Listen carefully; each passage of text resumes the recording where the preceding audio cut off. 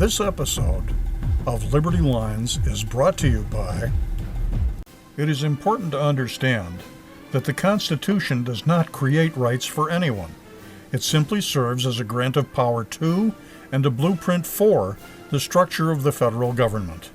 The rights of the people existed before the founding of the United States. You do not have constitutional rights. You just have rights. To protect them, you must understand them. The book, A Republic If You Can Keep It, can help you with that understanding. Available at patsanswers.com/blog. Click on the Store tab. $16.95 plus shipping and handling. All major credit cards are accepted. Buy it today. As of Friday, December 11th, the votes are still being counted in at least 6 states. The large pro-Trump margins that seemed to prevail late election night have now disappeared as mail-in votes, many of doubtful legality, have begun to trickle in. Large democratically controlled cities like Philadelphia, Detroit, Atlanta, and Chicago have miraculously produced avalanches of almost completely Biden votes. Legal Republican poll watchers have been excluded from observing the vote count. Mail-in votes with unverified signatures of doubtful provenance have been counted. In short, the safeguards that would guarantee a fair election have been egregiously ignored and violated. Philadelphia, heavily Democratic, and where armed black militia groups have been known to exert what they call, quote, vigilance, unquote, over polling places, once again seems like ground zero in this year's election. Whereas almost all counties in Pennsylvania were strongly supportive of the president, the local machine in urban Philadelphia was once again grinding out huge and unbelievable majorities for Joe Biden, almost like clockwork, almost machine-like. Can a truly fair election be held when what is essentially a political mafia masquerading as a political party has a stranglehold not only on how votes are counted, but more importantly, which votes are counted and when?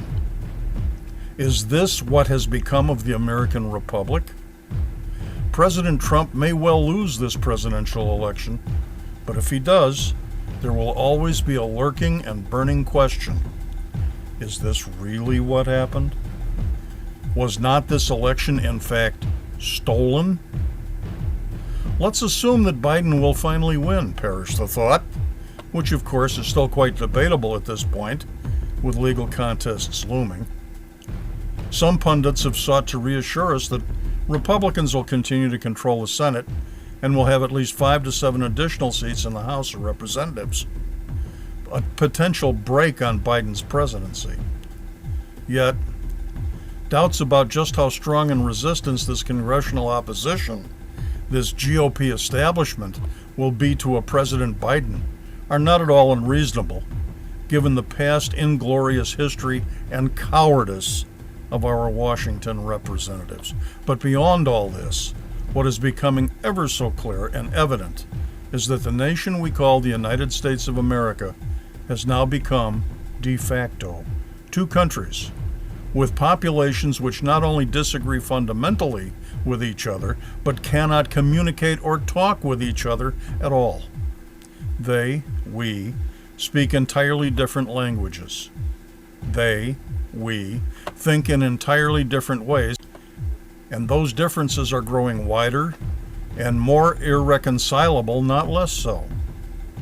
This election, 2020, underlines, emphasizes that radical and unbridgeable divide.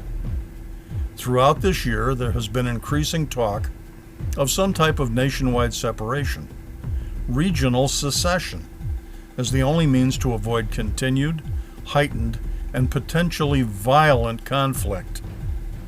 Scholar Frank H. Buckley at the George Mason University School of Law has authored a book on the topic, American Secession, the Looming Threat of a National Breakup. Although Buckley laments it, he begrudgingly admits that the nation we know as America cannot last, and that some sort of constitutional breakup might be the way out.